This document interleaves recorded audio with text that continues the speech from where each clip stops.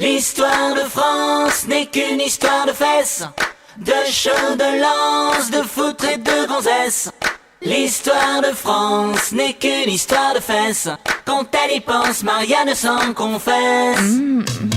L'histoire de France n'est qu'une histoire de fesses, de cheveux, de lances, de foutre et de gonzesses. L'histoire de France n'est qu'une histoire de fesses, quand elle y pense, Marianne s'en confesse. Déjà au temps préhistorique, un qui la tient, deux qui la niquent. L'homme erectus de Cro-Magnon adorait se faire sucer le jonc. Il sortait sa grosse biroute de son slip en poil de mammouth, et tout en taillant des silex de sa femme, il bourrait le sexe. Chez nos ancêtres, les Gaulois, on ne jurait que par Toutatis. Mais au pieu, dans le rue Tombois, ils adoraient le dieu Pénis. Montés comme de vrais sangliers, les druides aimaient cueillir du gui, mais surtout se faire éponger par toutes les pucelles du pays. L'histoire de France n'est qu'une histoire de fesses, de cheveux, de lances, de foutre et de gonzesses. L'histoire de France n'est qu'une histoire de fesses, quand elle y pense, Marianne s'en confesse. Au Moyen-Âge, les troubadours, mandolines et épines de velours, prenaient par devant, par derrière, autant de princes que de bergères. Chevaliers bardés de quéquettes et damoiselles aux gros nichons, du donjon jusqu'aux oubliettes, c'était le bordel, le boxon. Les pages de François Ier passaient leur temps à s'enculer. Henri IV, dans sa poule au pot, aimait se dégorger le poireau. Le cardinal de Richelieu se masturbait sous son prie-dieu. Quant à nos 4 mousquetaires, ils partousèrent des nuits entières. L'histoire de France n'est qu'une histoire de fesses, de cheveux, de lances, de foutre et de gonzesses.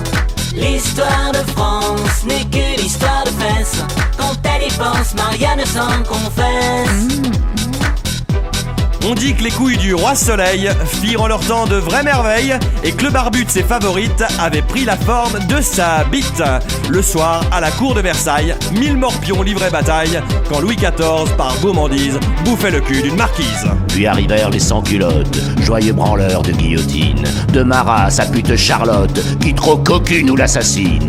Se tenant par les roubignoles, les gens dansaient la carmagnole, et pour mieux prendre la Bastille, on fit foutre à poil toutes les filles. L'histoire de France n'est qu'une histoire de fesses, de cheveux, de lances, de foutre et de gonzesses. L'histoire de France n'est qu'une histoire de fesses, quand elle y pense, Marianne s'en confesse. Napoléon et ses hussards faisaient des concours de braquemar, et le trou de balle de ces grognards fumait autant qu'à Trafalgar. Les putains de la belle époque étaient vicieuses mais vérolées, si bien qu'avant de les ramoner, les bourgeois chiaient dans leur frac. L'histoire de France n'est qu'une histoire de fesses, de cheveux, de lances, de foutre et de gonzesses. L'histoire de France n'est qu'une histoire de fesses, quand elle y pense, Marianne s'en confesse. L'histoire de France n'est qu'une histoire de fesses, de cheveux, de lances, de foutre et de gonzesses. L'histoire de France n'est qu'une histoire de fesses, quand elle y pense, Marianne s'en confesse.